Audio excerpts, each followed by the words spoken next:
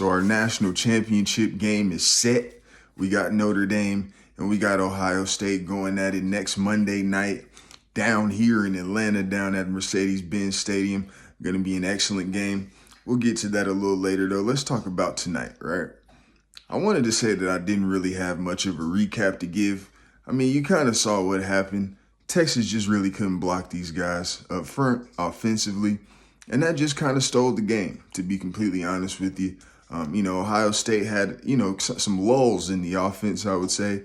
Offense wasn't as high-powered as it usually is. They only had like one real drive of, 88 yards, drove the ball down the field. They only did that one time, and that was in the second half, well into the game, right? So Texas played great defensively. They came to play. Texas definitely lived up to expectations defensively. They held them down for the most of the game. Held Jeremiah Smith to one catch for 3 yards. Excellent, right? But I think the fact that Carnell Tate ends up as your leading receiver for the night just kind of lets you know what kind of roster we're really dealing with here, right? And again, we spoke on that in the game preview about this roster being the best in the country. You got the highest collective payroll in the country as far as Ohio State's concerned, and what they're paying their players. So we knew on paper that this was the best roster, and I think over this playoff run and just since the Michigan loss, they've kind of really gotten that into their psyche and started playing like that, right? And so again, man, you just kind of saw this D-line take over the game. I kind of went back and looked at some of the scoring drives for both teams, and almost every drive for Texas ended with a sack. And if you go back and look at the game, if it wasn't a sack, it was an incompletion forced by a pressure, right? So, again, just the name of the game. But a lot of that really comes from the fact that Texas just never got the run game going. There was never a real threat of a run. Wisner ends up going below his number. I think his number was 63.5 tonight. He ends up going under his number, as well as Jaden Blue as well. Both of them did great out of the backfield, catching the ball, but just never got anything going in the run game. And that's kind of what you saw tonight, right? You saw a D-line that was just kind of had their ears pinned back, and they were coming to get Quinn Ewers, who's a guy that they know isn't mobile. They know he's going to be right there in that same spot, and they're coming to get him. And that's pretty much what they did the entire night. The way the game ended on the strip sack, extremely fitting, because they were there the whole night in the backfield, right? Even on, some of these run plays that went to the outside even, I'm noticing that too. There's still penetration, right?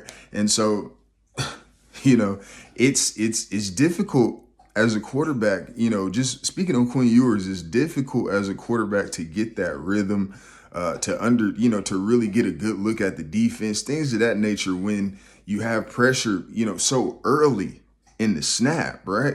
I mean, he's in the shotgun, obviously. So a lot of the times it's not too much quick game going on. But again, in the shotgun, it's like, you get back to set up and you're feeling penetration already, right? It's hard to make, like, the throws that he did end up making, hats off to him, right? Because again, it's difficult to, get your feet set, things of that nature to make good throws when you have that kind of pressure coming at you, right? And again, it was almost on every down.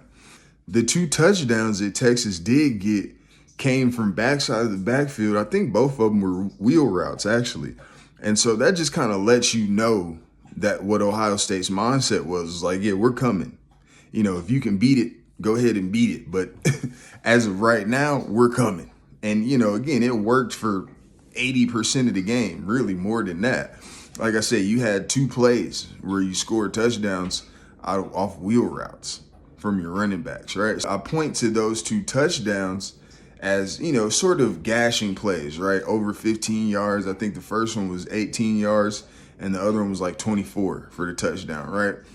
None of these came within the red zone. You never really put together a legitimate drive. Really, neither team did. Like I say, until Ohio State did later on in the game, the 88-yard scoring drive. No one really put together a drive all night. Defenses played amazing. But like I said, again, just, Texas O-line just did not come through tonight at all. In the run game, I think they were kind of, getting some yardage to the point to where, maybe they could have kept running the ball, things of that nature. For Sarkisian, it's kind of one of those things to where, obviously we know he likes to throw the football. I think he has better athletes on the perimeter, I would say. With guys like Wingo, guys like Golden, guys like Isaiah Bond, right? You got speed on the edges. You want to get the ball to these guys, right? But you have decent running backs as well.